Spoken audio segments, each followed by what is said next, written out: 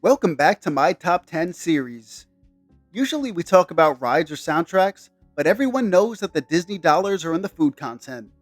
So today at Chicken Incorporated, we're going to sell out and talk about where to stuff your face on a budget or on a time crunch. So without further ado, let's take a look at the number 10 entry on our list.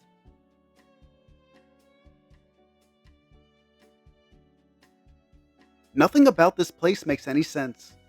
The fact that you have a network television channel themed quick service restaurant, the palm trees in the seating area, and the fact that for all its quirks, the food is actually really good. It may seem like a waste of time since in Hollywood studios you could grab a quick snack at a cool Star Wars themed restaurant, but this is always a place I'll make time for if I'm in this park longer than just one ride.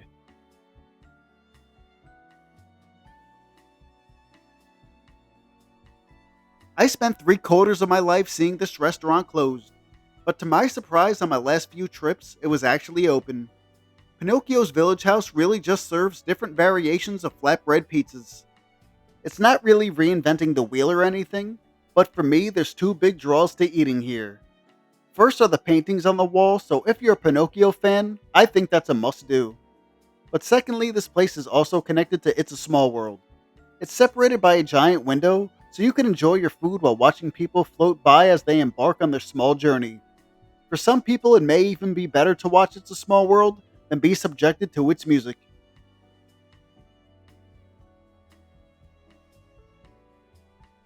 Cosmic Rays in Magic Kingdom is school cafeteria food with an alien slug who sings to you while you eat.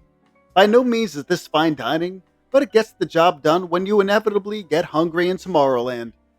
There are several ordering stations, each with its own theme, varying from burgers to various forms of chicken products.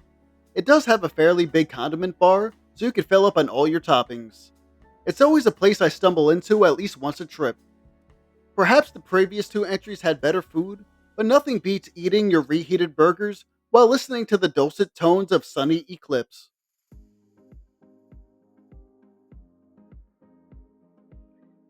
Nestled between Soarin' and Living with the Land, Sunshine Seasons is Disney's version of a mall food court. Back in the day, there used to be a large fountain that reminded me of a giant birthday cake.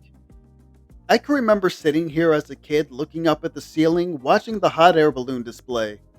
Four of the balloons representing fall, summer, winter, and spring, with a giant earth balloon in the middle.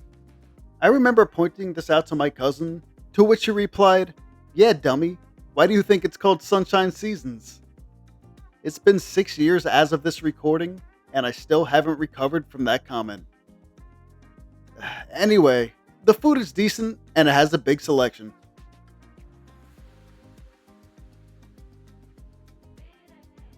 If you like baseball and glizzies, Casey's Corner is the place for you. Probably the crown jewel of Magic Kingdom's quick service, this shop at the end of Main Street USA is pretty much a one-trick pony. But if it ain't broke, don't fix it. Based off the 1888 Ballad of Casey at Bat, this restaurant is a window into turn-of-the-century baseball. So if you have an appetite for wieners, I can't recommend Casey's enough.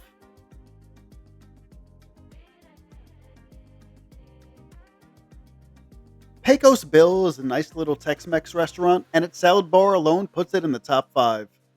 It has your normal burgers, fries, and flatbread pizzas, but they do mix it up with some Southwest salads and nachos. It's a nice change of pace so you're not eating the same three things over and over again. I'm pretty sure it's just the same place as Tortuga Tavern, the only difference being which entrance you enter the building in. So whether you're in Adventureland or Frontierland, all roads lead to Americanized Mexican cuisine.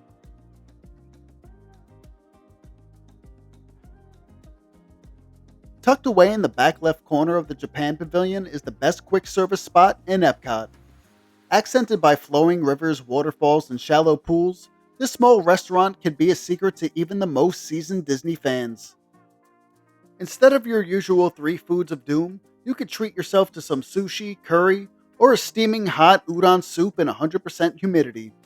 If you've never been, you better find time on your next trip and see if you could grab a seat by the water at night so you can see the lanterns light up the koi ponds.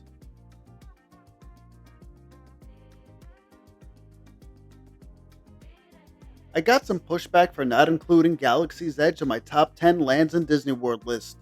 As much as I do like Star Wars, the land itself is just very bland. The food, however, is the complete opposite of that.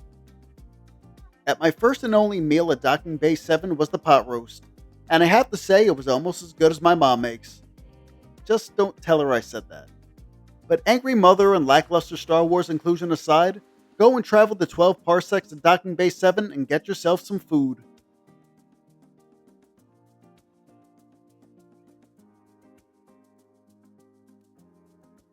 Satu'li Canteen in Animal Kingdom has one of the most diverse and unique food options in any quick service restaurant. The most common of which is where you can build your own bowl consisting of choosing a protein, a base, and a dressing. They also have these cheeseburger pod dumpling things that taste exactly like McDonald's. The avatar theming fits really well with the exotic names and presentation given to all these items. But be sure to make time for this place if you haven't already, or else you'll make James Cameron really sad.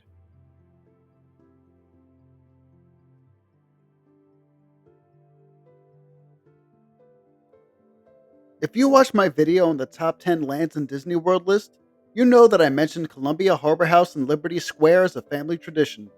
So is that really the only reason why this captures the number one spot? Yes. But if you like fast food seafood, this is definitely the place for you.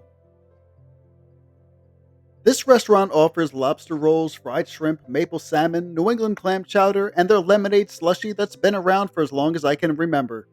This place also gets bonus points for having the only bathroom in Liberty Square.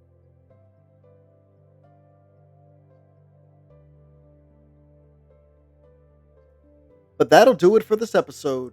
I hope you enjoyed this list as much as I did making it, and I look forward to seeing you on another upload.